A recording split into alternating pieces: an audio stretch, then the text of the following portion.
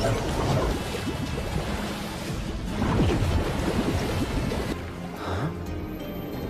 梦！要是能有功力，真是闪的可以，哥的生命就要终结了。逍遥姐姐的2个魂环是千年级别的曼特罗蛇，这是蓝银草。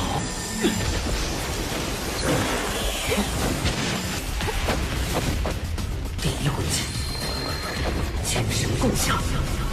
宇浩的魂技吗？第2魂技，雷霆万钧。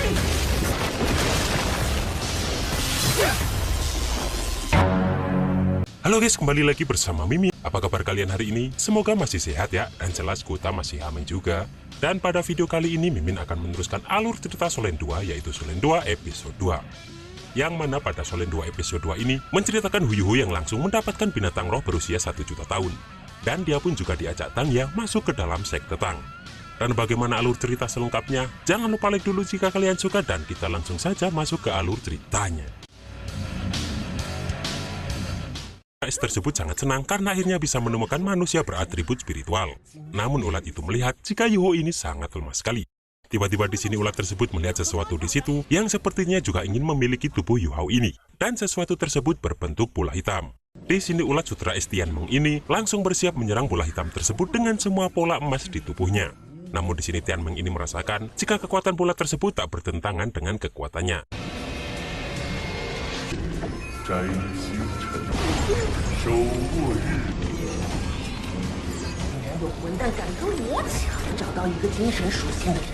Dia pun tak memperdulikan hal tersebut dan berniat langsung menyatukan tubuhnya ke dalam diri Yuho. Di sini pun tiba-tiba muncul sesuatu berbentuk mata dari bawah yang membuat Yuho langsung tersadar. Namun di sini Yuho tak tahu dia berada di mana karena terakhir kali dirinya berada di hutan Qingdou. Dan Tianmeng ini memberitahu jika ini adalah lautan kesadaran milik Yuho atau disebut juga lautan roh, yang mana kedepannya tempat itu juga akan menjadi rumah Tianmeng ini. Di sini Yuho pun bertanya-tanya apakah dia sedang bermimpi dan kebingungan siapa yang sedang berbicara dengannya di tempat itu.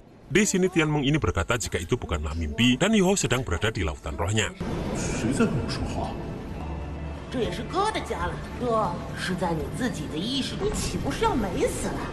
Yuho pun masih bingung apa yang dimaksud lautan roh ini, yang membuat Tianmeng menganggap bahwa Yuho ini memang sangatlah bodoh.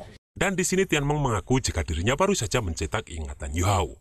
Tianmeng pun memberitahu dari awal jika mata pada diri Yuho adalah martial soul-nya yang disebut mata spiritual. Dan Yuho perlu mengubah kekuatan roh menjadi kekuatan spiritual jika ingin mengeluarkan kekuatannya. Dan kemudian bisa Yuho keluarkan lewat mata spiritualnya. Sedangkan tempat penyimpanan kekuatan spiritual Yuho ini berada di lautan roh ini, dan lokasi spesifiknya berada di belakang mata roh Yuho tersebut. Di sini Tianmeng dengan bangga memperkenalkan dirinya dan berkata jika dia adalah satu-satunya binatang roh berusia 1 juta tahun di benua Doulu ini. Bahkan dia juga merupakan cincin roh kebijaksanaan pertama dalam sejarah.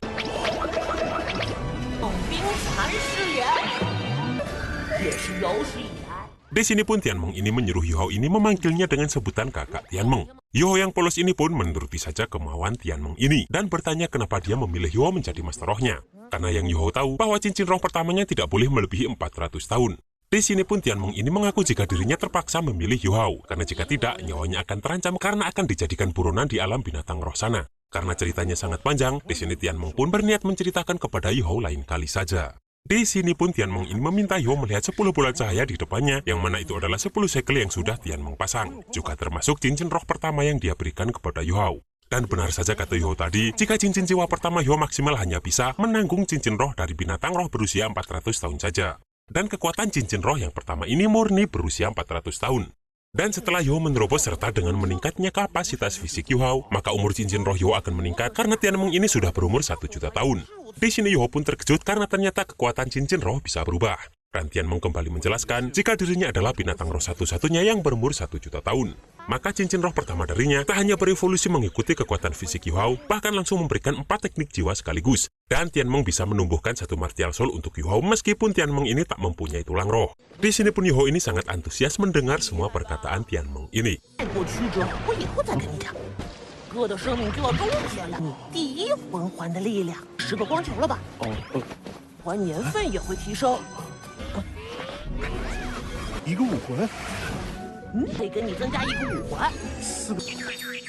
Di sini Tianmeng ini memberitahu jika dirinya memberikan Yoho Martial Soul beratribut es, namun belum mempunyai bentuk. Dan kelak setelah Yoho menyerap cincin roh beratribut es, maka Martial Soul Yoho ini bisa berubah bentuk. Maka dari itu, kedepannya Yoho harus berhati-hati dalam memilih cincin roh dan lebih banyak mendengar saran dari Tianmeng. Di sini Yoho pun bertanya apa 4 teknik roh yang dia miliki sekarang, namun Tianmeng ini meminta Yoho mencari tahu sendiri.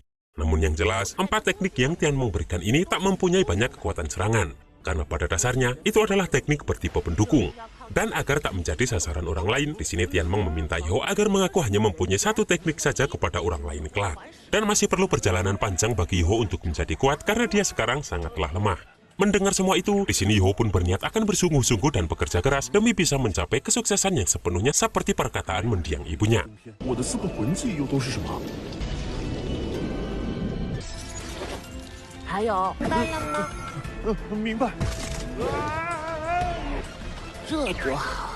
Di sini pun, Tianmeng ini langsung mengirim Yoho keluar dari lautan kesadarannya itu.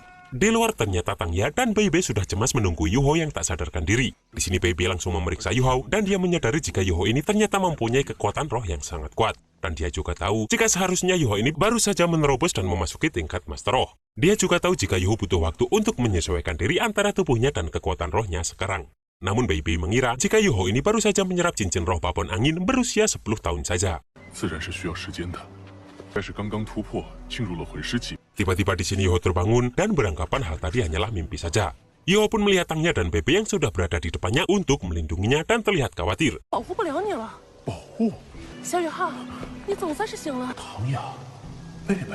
Saat ada bahaya lewat, di sini Yoho terkejut karena Tangya ini mempunyai 2 cincin roh yang berusia 100 tahun. Dan Bebe ini mempunyai 2 cincin roh 100 tahun serta 1 cincin roh berusia 1000 tahun. Yoho pun tak menyangka jika Bebe ini sudah menjadi Master Roh Agung level 30, padahal dia hanya 4 atau 5 tahun lebih tua dari Yoho. Di sini tiba-tiba Tangya melihat ular kecubung pendek yang berusia 1000 tahun, dan Tangya sangat menginginkan cincin roh ular tersebut. Di sini pun Bebe akan menghadapi ular tersebut dan meminta Tangya berlindung dan menjaga Yoho, karena mungkin masih ada binatang roh lain di tempat itu. Dan di sini pun Tangya ini mengeluarkan Martial Soul-nya yang berbentuk rumput perak biru untuk melindungi Yoho. Di sini pun Yoho hanya bisa terdiam melihat pertarungan Bebe melawan ular tersebut. Di sini pun Bebe jelas menggunakan kekuatan petirnya karena dia adalah keturunan dari klan naga tiran petir. Namun ular tersebut tiba-tiba berada di belakang Yoho dan Tangya ini harus menyelamatkan Yoho. Di sini Tangya dan Yoho ini bahu-membahu terus menghindari ular kecubung tersebut.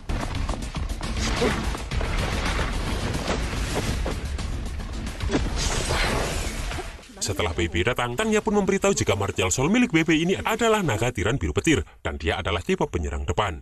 Namun tidak mudah untuk Bebe mengunci ular tersebut karena pergerakan ular itu begitu cepat. Di sini Yoho sedikit tersanjung karena selama hidup baru kali ini ada orang yang melindunginya setulus hati selain ibunya. Dari dalam pun Tianmeng memberi saran jika teknik deteksi roh dan penyebaran roh bisa membantu Bebe. Karena Yoho tak mau dianggap orang tak berguna, di sini dia pun berusaha membantu Bebe ini. Di sini pun Yoho mengeluarkan teknik roh pertamanya yang baru dia dapat, yaitu deteksi roh dan penyebaran roh. Di sini Yoho menyalurkan itu kepada Tangya dan Bebe yang membuat Bebe bisa merasakan perubahan dalam radius 30 meter.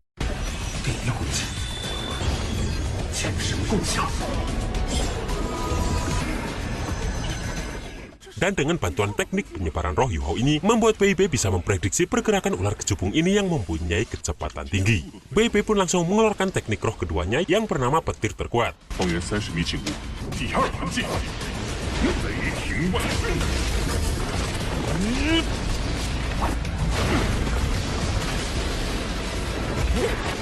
Dan setelah ular tersebut terkena serangan petir Bebe ini, dia pun langsung meminta Tangya membunuh ular tersebut. Di sini pun dengan pedangnya, Tangya langsung menusuk tepat di bawah kepala ular tersebut. Setelah ular tersebut mati dan mengeluarkan cincin rohnya, di sini Tangya meminta Bebe melindunginya, sementara dia akan menyerap cincin roh binatang tersebut. Bebe pun berterima kasih kepada Yoho karena semua itu bisa lancar berkat bantuan teknik milik Yoho. Karena jika tidak, di sini Bebe tak yakin bisa melawan binatang berumur 1000 tahun tersebut. Dan ternyata, tujuan Bebe dan Tangya ini ke hutan Qingdou adalah karena Tangya sudah menerobos level 30 dan bermaksud mencari cincin roh ketiga yang cocok untuknya. Namun Yoho merasa, jika mereka berdualah yang pertama kali menolong Yoho, maka dari itu sudah sewajarnya Yoho membalas budi kepada mereka. Yoho pun bertanya, apa Martial Soul milik Tangya ini? Dan Bebe memberitahu jika Martial Soul Tangya ini adalah rumput perak biru. Di sini Yoho tahu jika Dewa Laut Tangsan yang mendirikan sekte Tang juga mempunyai Martial Soul rumput perak biru. Bebe pun tak menyangka jika Yoho ini tahu tentang Dewa Laut Tangsan. Yoho pun kembali berkata, jika di seluruh benua Doulo harusnya semua orang tahu ceritanya. Bahkan saat Yuho masih kecil, ibunya sering menceritakan padanya tentang Tang San ini, bahwa 10.000 tahun yang lalu, ketua sekte Tang pertama yaitu Tang San memimpin monster Shrek untuk melawan kekaisaran Wuhun. Dan dia juga menstabilkan kekuatan roh, bahkan dia mampu menerobos batasan titel dahulu level 99, kemudian menjadi dewa. Bei Bei pun membenarkan cerita Yuho tersebut dan mengatakan jika rumput perak biru Tangnya mempunyai bakat yang bagus. Namun jika dibandingkan dengan leluhurnya yaitu Tang San, maka rumput perak biru Tangnya ini masih banyak kesenjangan. Dan Bei Bei memberitahu jika Tangnya ini adalah ketua sekte Tang saat ini. 不，是你们救我在先。小雅的武魂是蓝银草，每个人应该都知道她的传说，带领史莱克七怪19级封号斗罗的极限。 Di sini tiba-tiba Yuho sedikit oleng karena dia menguras terlalu banyak kekuatan roh. Dan sambil melindungi Tangnya, di sini Bei Bei ini juga membantu Yuho mengatur nafasnya. Tak lama kemudian, Tangnya ini berhasil menyerap cincin roh tersebut. Sementara saat membuka mata, Yuho sangat kaget karena wajah imut Tangnya ini sudah tepat berada di depannya. Di sini Tangnya langsung bertanya kepada Yuho, apakah Yuho mau bergabung dengan sekte Tang. Karena bagaimanapun juga, sekte Tang dulu adalah sekte nomor 1 di benua Dahulu.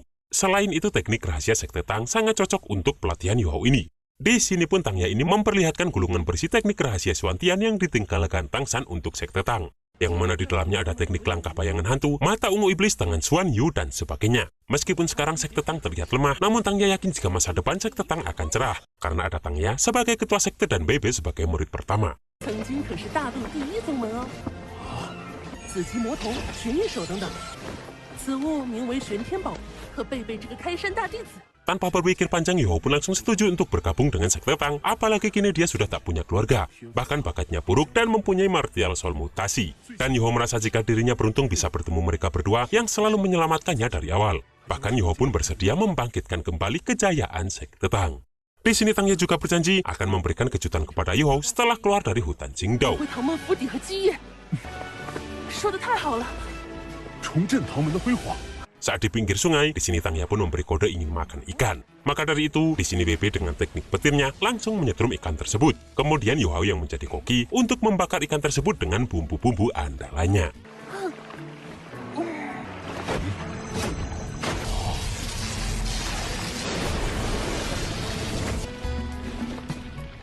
Namun saat Tangnya berusaha membakar ikan itu sendiri, malah gosong. Yang mana hal tersebut membuat Tangnya sangat malu. 小鱼号，你的烤鱼是？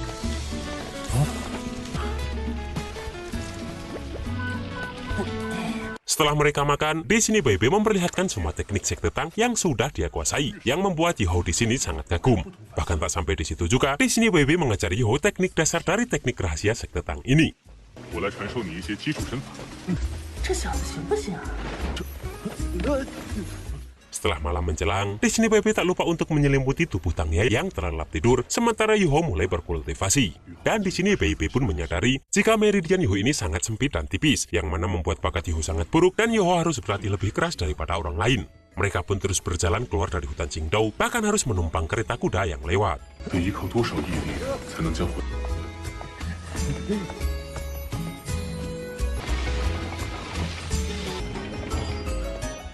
Dan ternyata mereka menuju kota Shrek yang mana di dalamnya terdapat akademi nomor 1 di dunia, yaitu Akademi Shrek, yang kini terlihat sudah sangat mewah.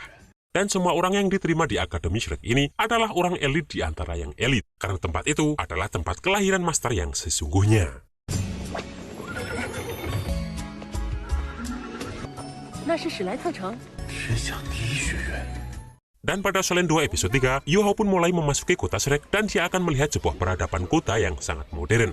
Bahkan kita akan melihat jika patung Master Segitiga Emas serta patung-patung monster Shrek yang menjadi monumen sakral di tempat tersebut. Dan itulah guys alur cerita Solen 2 episode 2 ini. Mantap kan binatang roh milik Yuho ini? Dan apakah Yuho ini bisa diterima di Akademi Shrek yang sekarang menjadi akademi nomor 1 di dunia ini? Kita tunggu saja di Solen 2 episode 3. Akhir kata, jangan lupa buang air besar dan see you next episode. 方圆30米景物，第二环境，雷霆万钧。